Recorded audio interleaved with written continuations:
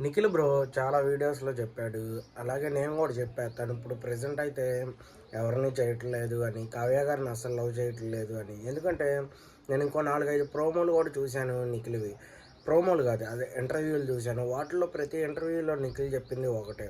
నేను ఎవరిని ఇబ్బంది పెట్టాలనుకోవట్లేదు. నేను మాట్లాడినప్పుడు వాళ్ళకి ఇబ్బందిగా ఉందంటే వాళ్ళతో మాట్లాడటం కూడా నేను మానేస్తాను అని చెప్పి నిఖిల్ అన్న చాలా దాంట్లో చెప్పాడు.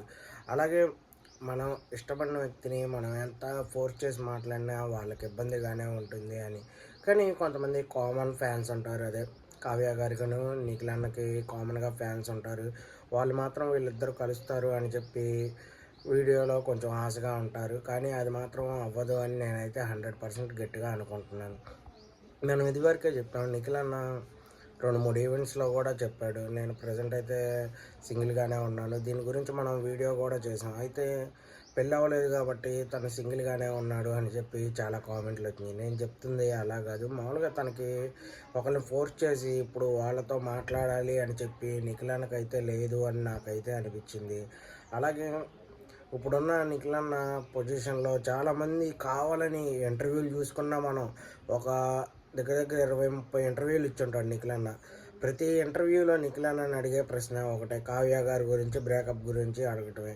అలాగే తను అక్కడ మాట్లాడటానికి ఇష్టం లేకపోయినప్పుడు వాళ్ళు అడిగారు కాబట్టి మాట్లాడాల్సి వస్తుంది నిఖిల్ అన్న. అలాగే ఈవెంట్లకెళ్ళినా సరే కావ్య గారి పేరైతే పక్కాగా తీసుకొస్తున్నారు. అది ఏ ఈవెంట్‌కెళ్ళినా, ఏ షోకెళ్ళినా ఇది మాత్రం కామన్‌గా నిఖిల్ అన్నకి జరుగుతూనే ఉంది.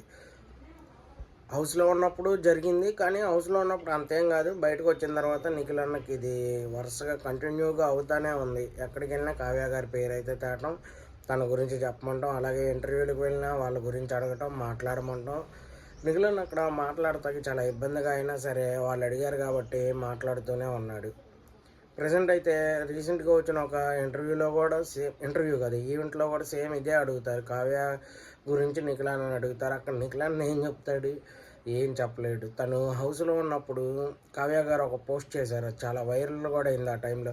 ఆ టైంలో నిఖిల్ అన్నకి చాలా నెగటివిటీ వచ్చిద్ది అని మనందరం అనుకున్నాం. ఎందుకంటే నిఖిల్ అన్నతో పాటు 4, 5 సంవత్సరాలు కలిసున్న వ్యక్తి నిఖిల్ అన్న గురించి అలా పోస్ట్ పెట్టేపాటికి కొంతమంది నిజమే అని నమ్మి తనకి ఓట్లనేవి తగ్గుతాయని చాలామంది అనుకున్నారు. కానీ అయ్యేమీ జరగలేదు. కొద్దిగా బాగానే నిఖిల్ అన్న గ్రాఫ్ అనేది పెరుగుతూనే వచ్చింది. చూద్దాం, మన సపోర్ట్ అనేది ఇస్తూనే ఉందాం. ఏం జరిగిద్దో చూద్దాం. మీకేమనిపిస్తుందో చెప్పండి. అలాగే నేను మంచిగా నీట్‌గా వీడియోలు అనేవి చేస్తూ ఉంటాను. మన ఛానల్‌ని లైక్ చేయండి, షేర్ చేయండి, సబ్స్క్రైబ్ కూడా చేసుకోండి. ప్లీజ్. బాయ్.